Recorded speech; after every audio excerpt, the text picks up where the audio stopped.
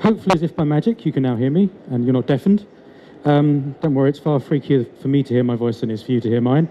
Good afternoon, everyone. Hopefully you're not too tired after a day of, no doubt, avoiding eye contact assiduously to try and stop people trying to, sell you stuff. So my aim today is to talk to you for half an hour about some aspects to do with search engines, search engine optimization. It's also, of course, to try and give as much value and useful stuff as I can in half an hour. The guys here are pretty strict about kicking me out after half an hour, so it is going to have to, but my mother's German, I'm used to that, but we are going to have to stick to it. Chartered Engine Marketing, I'm here on behalf of, they are over there on stand OA3. If you want to come and insult me or have a chat about anything that we discuss here, that's where I'll be. Chartered Engine Marketing do not distribute electronic versions of their slides. I, however, am a little bit dodgy, so I do. So if you follow me on Twitter, I will be tweeting a non-branded version of these slides, which you can then do whatever you wish with. At this point, because they're allowing me to be here, I need to point out that Chartered Engine Marketing have over 130 training courses and all sorts of other, good stuff that will make your life better. So, moving on, just to give me a temporary bit of respite from talking, put up your hands if you know who this man is. Let's pretend we're interactive. Excellent, excellent. So this chap is indeed, as quite a few of you guys knew, Matt Cutts, who is Google's head of spam. So he's the guy who decides, as far as search engine optimization goes, what works and what doesn't, what gets penalized and how badly and why, and he doesn't even have to really explain why because he's from Google, and Google are up here and we're down there. So search engine optimization is all about, effectively, to a certain extent, listening to him. Now, there are lots and lots of people who've made built careers and agencies convincing you that they are cleverer than him, that they know more than him, and they will find ways round his rules to get you short-term quick wins. And for a long time, they've been right, and they might continue to be right for a certain period of time. However, there's a strong argument to be made that in the long run, he is going to win, because he has more PhDs at his disposal than you do. Therefore, listening to him and doing what he tells you to do is probably the best course of action. Now, I'm not necessarily saying everyone who says they've got a workaround is full of it, but I am, however, suggesting that this is the safest course of action and the most reliable course of action. So what we're going to be doing, essentially, and I make no apology for it, is going through some of the most recent statements that Google have made about what they like, what they don't like, what's punished, what's not punished, etc. Because when all's said and done, that's really the only thing you've got to go on, realistically. Everything else is just someone else's opinion, and they're not Google, so why would you really listen to their opinion instead of this gentleman's? So these are the topics that we're going to cover. The first topic is link quality. I think we're all familiar with the dynamic. The more inbound links we have, the better. It makes us look popular, it makes us look loved, it makes us feel warm and cuddly and gooey inside. However, lots of people got carried away with link building. The fact that we even have a name for it suggests it's a bad thing now because Google are aware of it. So what we now need to focus on are good links to our site, which we'll go and talk about what good links are, and indeed what bad links are. But bad links are now actively punished, and that was a large part of the algorithm update, the change to the way that Google thinks and what it does, that was codenamed Penguin. So as an example of the importance of link quality, the links you have pointing to your site, someone as big and powerful as Expedia had their search visibility drop very markedly when this algorithm hit because they had engaged probably in certain bad practices. And we'll talk about how to avoid these bad practices. But the important thing is to bear in mind that what is acceptable and rewarded by Google evolves and changes over time. And almost always, the way it evolves and changes is if it was dodgy in the beginning and you were getting away with it, they're going to punish it in the future. So if you've got a slightly bad conscience about doing something, because you're not really adhering to the spirit of the thing, you're almost certainly going to get punished sooner or later. Because they've got more PhDs than you, they've got more money than you, it's a losing game.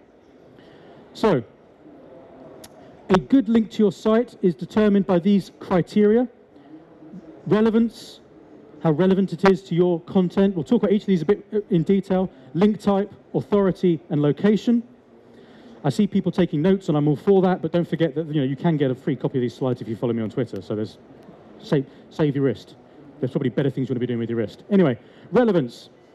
Is the target page's content relevant to the site?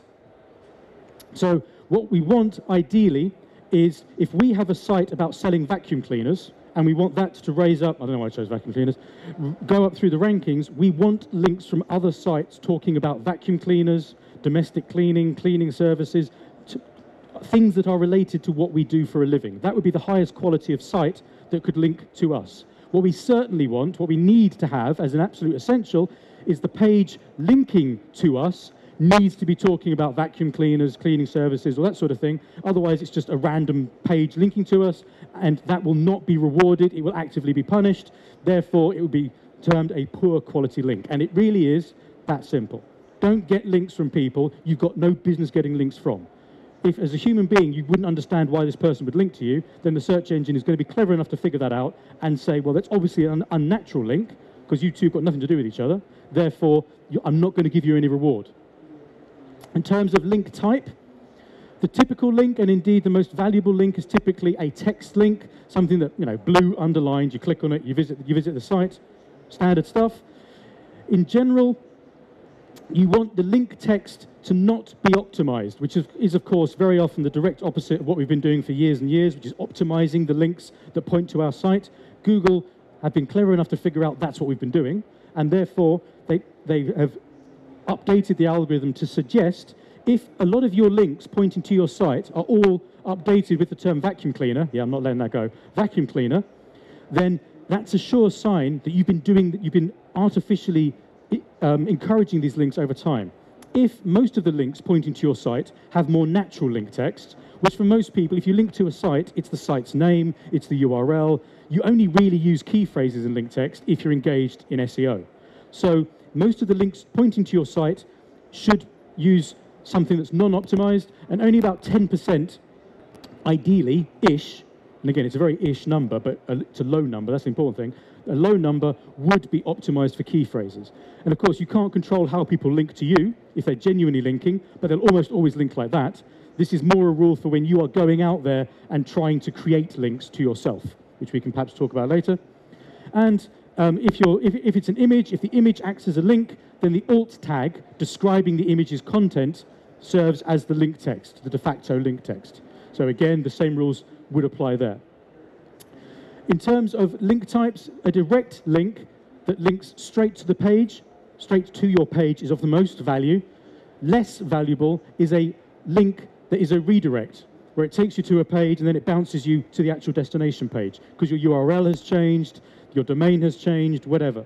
So therefore, of the two types of redirect, Google prefers the permanent redirect and less so a temporary redirect. So if you are going to change URLs, sitemap, structure, domain name, whatever, and you have lots of links, then you want to set up a permanent redirect, a 301, because that is going to carry forward the most value to the destination page in terms of search engine ranking. And the way to find out whether or not your URLs, a link to your site, is using a permanent or a temporary, is just this free tool where you input the URL and it will allow you to check what sort of link you actually have pointing to your site. Authority is the site that's linking to you. How well respected are they? Even without anything vaguely technical happening in your brain, you should know, if you sell vacuum cleaners, what the authoritative websites are out there that people go to find out about. Which, Argos, I don't know, Vacuum Cleaner Central, Vacuum Cleaner Monthly, Vacuum Cleaner Pinups, whatever it happens to be. And those, you should know those sites, and those are the ones that you would want links from. The ones where your audience actually do go and where they actually do believe the content. Because that site itself, critically, has lots of good content, fresh, unique, high quality, and is likely to have lots of links itself from other reputable sites. And it's a metaphor that I get in trouble with, and if anyone's offended, I apologize in advance. It's too late now, I've started. In lots of ways, in this regard, search engine optimization, good and bad practice, isn't dissimilar, I'm dreading this, isn't dissimilar to venereal disease. When you are sleeping with someone, my dad told me when I was young, you are not only sleeping with the person you are sleeping with, I know I'm burning the house down, you're not only sleeping with the person you're sleeping with everyone they've slept with. Hence, be safe. It's a bit like this. If you're posting content on a site or having a site linked to you, it's not just that page that Google looks at, it's the site that the link appears on and their relationship to the internet. So if it's a low-quality, diseased site, for want of a better term, it doesn't reflect well on you that that site is linking to you. So you want it to be kosher, authoritative, high quality, etc., etc. Let's forget that ever happened. So a more relevant site, all about vacuum cleaners, is better than a generic site talking about all manner of things. So you want to try and get links from those targeted sites that are talking about exactly what it is that you do, and that makes sense for you because they're more likely to attract people who are interested in what you do in the first place. So therefore, what works for the audience will probably work for the search engines as well. And if anybody is using the PageRank toolbar as an indicator of the likely worth of a site and its link to you, Google have gone on record to say that the scores of the toolbar haven't been updated for at least a year. So any data you're looking at is out of date. So therefore, you are better off relying on your own intuition as to the quality of the website, the quality of the content. That will help determine the quality of any link you get from it. In terms of the location that a link appears on the page, you want it to appear in the content area, ideally within the main content, so it looks like they're just linking to more information. If a link appears right at the bottom of an article, it's probably, this was written by, for more information, see my website, which isn't quite as valuable. And if it appears outside of the content area, for example, on the right-hand side or something, again, it's, Google have said it's slightly less valuable. So all of these things are things to consider. And working through the agenda, the next issue to think about is duplicate content, which, lots of people are getting very worried about because there was a big push by Google to tell people what a bad idea it is to have duplicate content on your site. And all that means is that if a page of content on your site appears anywhere else on your site, that counts as duplicate, or if it appears anywhere else on the internet, it counts as duplicate. Now, it's not always an absolute disaster, but it's certainly something to bear in mind, and it's something that we'll have to try and manage, which through practices we're about to discuss. And this is the Panda update, the much talked about Panda update, because, and Matt Cutts himself said, this is why people who work in SEO can't have nice things. They find something that works, and then they just break it, because they do it so much, so often, that Google just finally go, right, you can't have that anymore. So now you can't post articles around the internet and link to your own site. That's because people were doing it, people were taking the mickey, Google found out, realized, and basically stopped it happening. So here we see that it's not just one duplicate page, it's the determination Google will make that you are effectively taking the mickey. And you will probably know better than anyone if it's just product pages that are very similar but they're different products, or if you are genuinely trying to manipulate the engine by saying, look at all this cool content we've got about vacuum cleaner, whereas it's all basically the same article with just a couple of words changed each time. So there's no absolute formula, but there's certainly a philosophy there that you need to adhere to. Of course, if you've got multinational sites, they'll realize it's a different domain, so they won't punish you, particularly if you localize, you make little changes. And if there is a version of a page on 2, 3, 4 different sites, Google will typically only return one of those sites as a result. So you don't win by having content that other people have in terms of appearing in the results. And the site that wins is normally the one, that published it first. So normally the person actually authored it before you nicked it or asked if you could republish it. Ways to deal with duplicate content is the same way to deal with schoolwork. Borrow someone's at the back of the bus, rewrite it, hand it in as your own. Then it works now. The trick, of course, is to rewrite it enough that the teacher doesn't realize that's what you've done. So in your head, Google is the teacher. If you rewrite it, you look at it and go, yeah, I can defend that. I mean, it's embarrassing, but I can defend it. If you can't defend it because it's just too obviously ripped off, then obviously Google's going to figure that one out. So, imagine your 12-year-old self at the back of the bus copying someone's schoolwork. The other thing you can do, if you have lots and lots of pages that are very, very similar and have to be product catalog, where the only difference is red, green, and blue, and it's basically the same product, have a canonical tag that basically says, this is I recognize there's shared content, there's duplicate content, excuse me, this is the only version that I want Google to look at. So the default color, the most popular color of your product, for example. That's just a little bit of HTML. And if you have duplicate home pages due to domain issues, then you can just do a redirect. One of those permanent redirects we were talking about, we'll take care of that. Guest blogs is one of my favorite things in the world because it's a classic example of why we can't have nice things in search engine optimization, because people break things, because they just take the mickey so badly that even Google can't let it slide anymore. So, brilliant clip art, I know, it's fantastic stuff. A guest blog is when you offer to write an article for another website, and as a value transaction, I give you the free content, but at the bottom it says this was written by Tim and a link to Tim's company. So I'm basically buying a link with my content. And even if that content is unique, Google have gone on record and stated, stick a fork in it, it's done. People were doing it too often. So what they're saying is that offering people content for their website for the sole purpose of getting that link is done. That you're not going to get any credit for it. And that's not to say one shouldn't still offer content to other people, because you get traffic off it. You raise awareness, all sorts of good stuff. But again, it's that whole metaphor that dare not speak its name. It's not, you want to consider who else is writing for that site. If people who are writing for that site have rubbish websites and are doing rubbish things, then you will get punished for being on that same website. So if you do offer content to people, be careful whom you offer it to, because you are basically putting your name in association with theirs, and if they're putting it about a bit, then it's going to reflect badly on you. So you only want to offer content to high-quality websites that have high-quality guest content. And apart from that, it's probably not worth bothering with. You could, if you wanted to be super safe, make the link at the bottom, because you will still want the traffic, you still want the link, you still want the awareness, a no-follow link, which is just simply telling the search engines, don't count this, don't follow it, but people can still click and still view your products and services, buy stuff and help you pay your mortgage, all that sort of good stuff. You can also, of course, still link to your social media presences, again, to raise your profile and raise awareness. That's all still valid. And just to reiterate, Google have explicitly said, feel free to use those sorts of things for the audience and awareness, but don't use them for search. Moving on to local SEO, and if I keep checking my watch, it's because I'm paranoid about the time police. I don't mean that in a negative sense. Local search.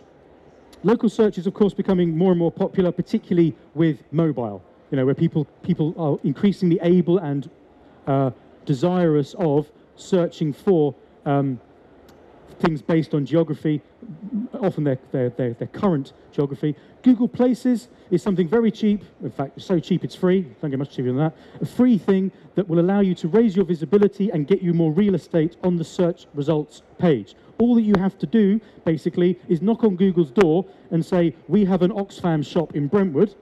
And if Google believe you, more on that in a second, they will then, when someone searches for that, you get a nice big map element with your shop, and your shop, because they've searched for clothes shop in Brentwood, and you are a clothes shop in Brentwood, when you appear, you're more likely to get a mini description and more real estate actually on the homepage. And the way that we get that couldn't be easier. You go to this place, you tell Google where your location is. If you have more than one location, that's fine. They will send you an activation code, either to your physical address or to your phone, and then you have to confirm it.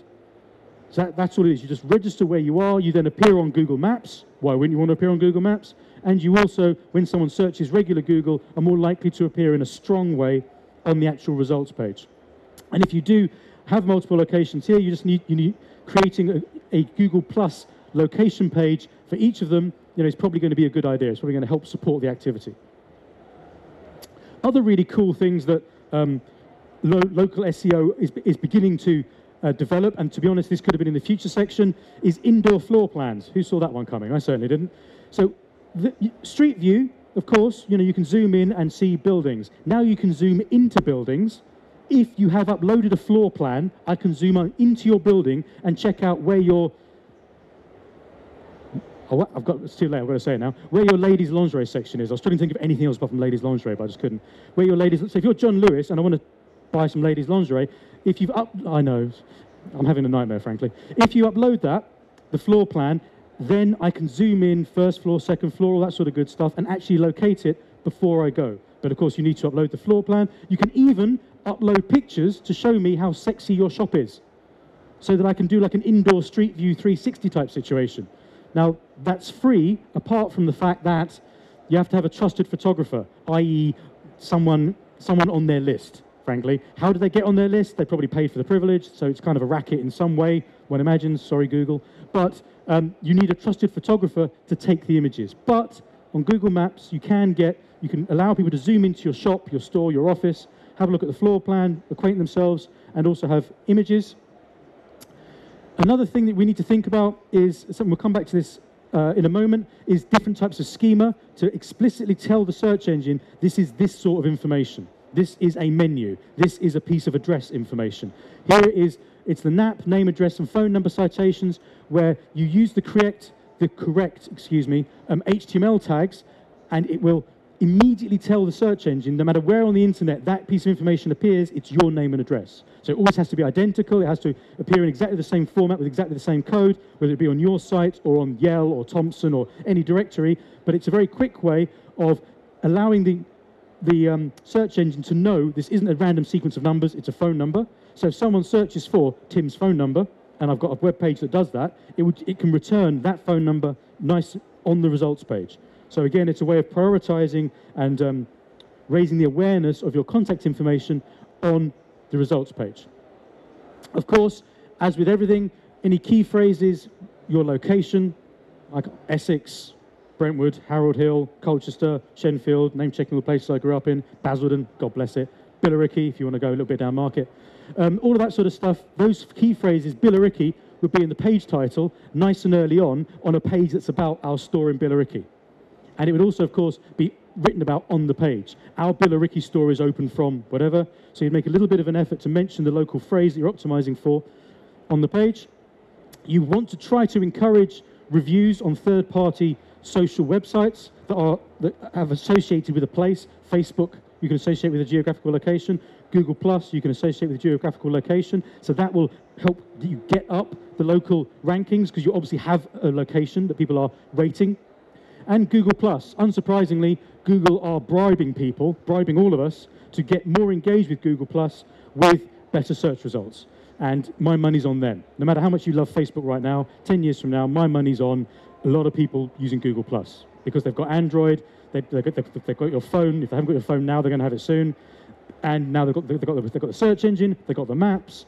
So they plug Google Plus into that. They basically own the whole internet ecosystem. And at that point, turn out the lights, we'll just become Google heads or something. But it's certainly worth considering, are we active on Google Plus? The last thing that they've gone on record of recently is social signals. Again, it's one of those things that people who think they're cleverer than Google think this is something that they can game, this is something that they can manipulate. To a certain extent, you know, I don't hold it against them, everyone's got to pay a mortgage. But social signals, a study found that the number of shares and the number of tweets are, in fact, correlated with a highly ranking page. Now, I'm no statistician, believe me, and I'm going to struggle to actually say this properly because I'm that much not of a statistician, but there is a difference between things being correlated, i.e. when we get lots of likes, pages tend to go up, versus the fact that we got the likes made them go up. One is correlation, the two things happened at the same time. One is causation. Every time, look at that, I managed it. Every time you have a like, things go up in Google. That is not the case, and Google have got on record saying that is not the case. So just because windmills spin when there's a wind does not mean that windmills generate wind. It's not a causation. It's just the two things happen at the same time. You have to understand what's causing what. And typically, the Google position is we don't measure likes and shares and all that sort of stuff and favoriting.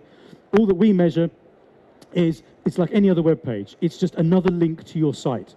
So it's got value, but the fact that this has been liked 10 times, that they don't count that. And if you want to get particularly geeky, the reason they don't count it is that they spent a lot of time developing a piece of technology that could measure that, and then Facebook slammed down the door, or maybe it was Twitter. One of them slammed down the door and stopped them measuring it. So Google said, well, we're going to stop, investing money measuring things that you could stop us measuring at the drop of a hat. It's not worth our bother. So, long story short, if you've got lots of social activity, likes, shares, etc., it's probably because your content's quite good. And if your content's quite good, it's going to rank anyway, because it's high quality and people are going to link to it and repost it and all that sort of good stuff. So it's correlated rather than causation. Hence, social media is still worth doing for the same reason that blogging's worth doing and more, of course, in terms of growing your audience, keeping them engaged. And they have said in future, we will try to build in social signals like that once, they haven't said once we own the universe and everyone's using Google+, but whatever it is they mean, social media as a search engine ranking factor isn't a dead play, it's just not currently taken into account. And if you're an individual who either through ego or business wants to raise your profile, Google Authorship is certainly something that you should be all over, like white on rice, or whatever your metaphor is, where you can create an account where every time you post a blog or an article, you associate it with your Google Plus account. So you are claiming ownership of it, which is quite a powerful thing, because what that means is that it means that Google can track what you've written, when you've wrote it, and give you the accumulated benefit of all that good stuff you've been doing. So if you are an individual, it's certainly worth considering looking into this. And that, of course, if you do have a Google Plus account, when something's returned that you did author, you get a nice little photo. It says that you wrote it. It says how many circles you're in, all that sort of stuff. So there's an ego thing as well as a business thing going on here. I just got the 5 minutes signal, so that means we've basically got future issues, and then that's all she wrote. So future issues. Following on directly from our social media point, Google want to be able to move to a point where they can truly understand who people are, who's real, who's fake, who's friends, who's not, who's an expert, who's not, who's just trying to manipulate the algorithm because they're a search engine agency in Brighton. Apparently Brighton's full of search engine agencies. There doesn't seem to be anything else going on there, apart from that and coffee shops, apparently. So search engine agency, etc., or are you a real person? So the concept of authorship is going to get more and more important. So keep your ears open, as it were, for developments about how Google figures that out, about what signals Google uses to determine you're real, who you are, how reliable you are, etc. And of course, here we can see that the example, if you remove the lower quality authors from a site, a study suggests that you can actually get far better rankings for everyone else on the site. This is perhaps another interesting one. How does Google measure quality of content? We've talked about that, the site that it appears on, the fresh uniqueness. That may become obsolete. They're teaching machines to read. At some point, they may actually be able to read something and go, that's rubbish, that makes no sense, and it's derivative. It's not original, it's not interesting, it's not even funny. Bin it. That's interesting, that's amusing, whatever. They're trying to get to that point where it will be like a human being reading stuff and grading it. So again, investing in high quality content now is future-proofing against the future. Proofing against the future. Whatever.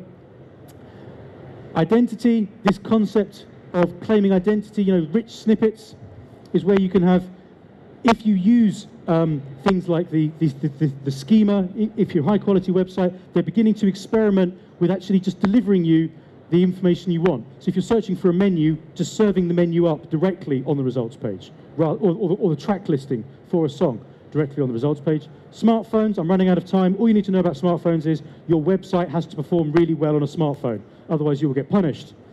Advertorials and native advertising, and I'm running out of time. Don't do it. If you do it, make it obvious you're doing it. Don't try and hide that it's an advert or a piece of native advertising, paid editorial, because if Google think you're trying to hide it, they will punish you.